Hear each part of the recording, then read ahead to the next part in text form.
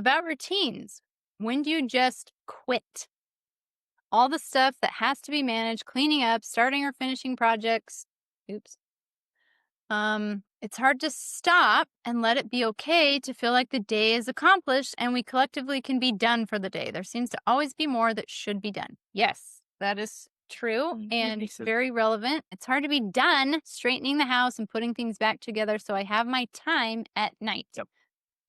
Yeah, and the reality is you'll never be done. There is no done. Done doesn't exist. So once I kind of realized like spoiler. right, there's always going to be more to do. I think the best way I do it is by I've talked about before about my time chunks. I just transition, and when I transition, I'm like, okay, I'm done doing that thing and I'm now doing this thing. So when I transition to bedtime, I go into bedtime mode. That means it includes certain things, but it does not include other things like cleaning up and straight. I mean, maybe a teeny bit as I'm going around, but not like actively doing it. I'm in bedtime mode. So when I leave work mode, I go into family mode.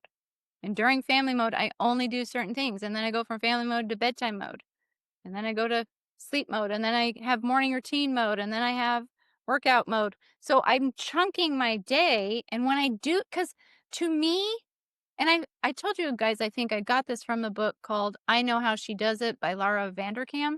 Like that book changed everything because I started to realize, because one of the reasons like we feel like we're never done is because there's so many things in so many categories or roles Or it's spread everywhere. and it's all Yeah. intermixed. You have to separate it more so you feel like you reach a stopping point.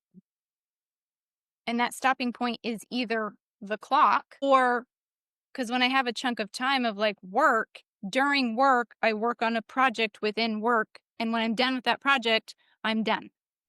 And now Mhm. I can go on to the next thing. So when I was talking before about the chunks and all of that, that's the regular rhythms of life. But there are times when you have a deadline, when you have something you've got to get done, I do the same thing. Everything else goes on the back burner and almost all of my attention goes to the project. With the exception of I don't allow myself to burn myself out. So I will stop when I'm like, okay, I like 10 hours is enough today. Like I'm going to take a break. But when I take a break, I actually do something that helps me recover, not now I'm going to go clean the bathroom, right? So I think that's normal. I think it's okay. It's healthy. What I Because tell everyone else, it's temporary. right? Only because it's Because temporary. it's temporary. If you live like that all the time, that's not healthy.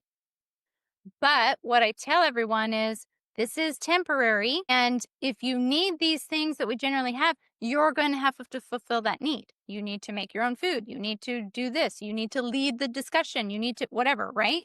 You're in Mhm. charge of that while I temporarily take care of this project. When it's over, we can go back to that. So they have a framework of like what's happening and that it's going to come to an end and not last forever. For me, I do feel like you have to kind of create the baseline because the strategy that you're talking about there, the one I was describing, that does work better when you have a baseline of organization.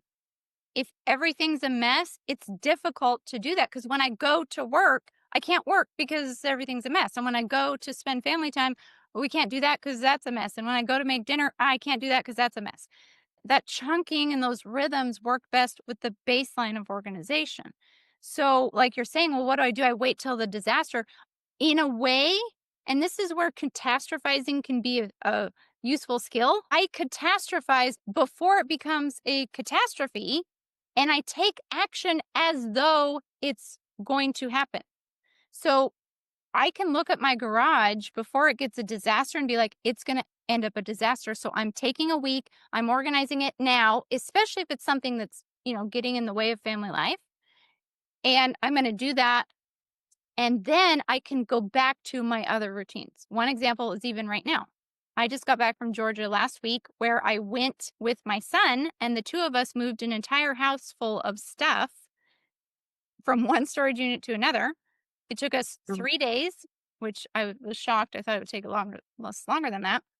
But now that I'm back here, right before I left, we moved from our apartment upstairs to downstairs. It's confusing, I know. But, anyways, point being, everything's a mess. So, a part of my day, instead of doing the other things I would do, I'm focusing more chunks of time on putting everything back into order, right? So, it doesn't have to necessarily be like all or nothing either.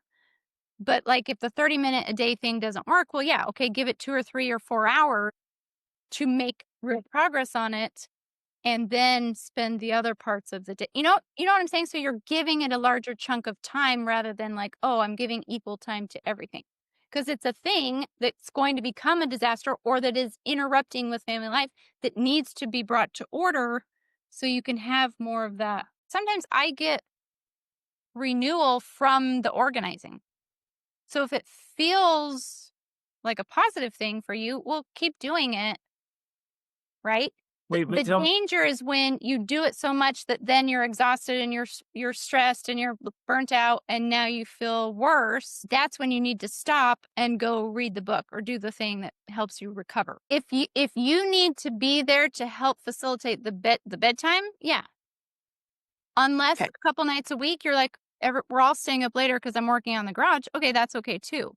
But yeah, so if you're going to be facilitating the bedtime, or you go in and start the process turning off the lights and say, everybody start chillaxing, I'm going to do a couple more things in the garage, just as long as the, for me in this mode, all I need is the most important things to get done.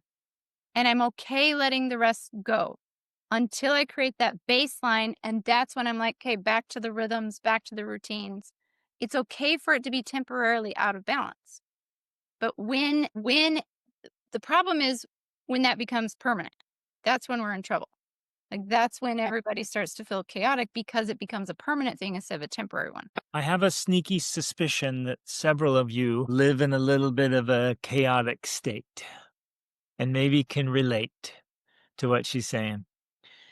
And so I like to use this comparison that kind of snaps us out of those mindsets. So let's say, for example, if I paid you $1 million on December 31st, but the only condition is you have to work 30 minutes a day and solid 30 minutes a day on your garage. Could you do it?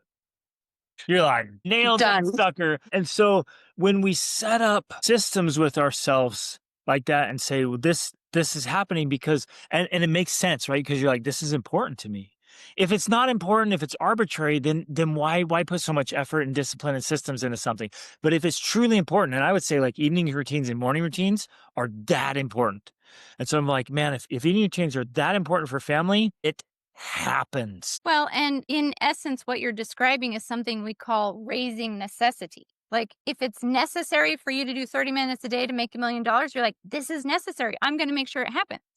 But we can raise necessity on almost anything. So that's kind of what I was talking about before. I make it not necessarily for real, but I make it a disaster before it's a disaster because that raises the necessity of me, like, I have to do this thing Hmm. because I want to prevent that disaster. So I'm just increasing the amount of necessity that this becomes a priority, which then makes me be able to schedule in the 30 minutes a day or give me, 4 hours a day or whatever my strategy is. Raising the necessity makes sure that it gets done, just like the example with the $1 million.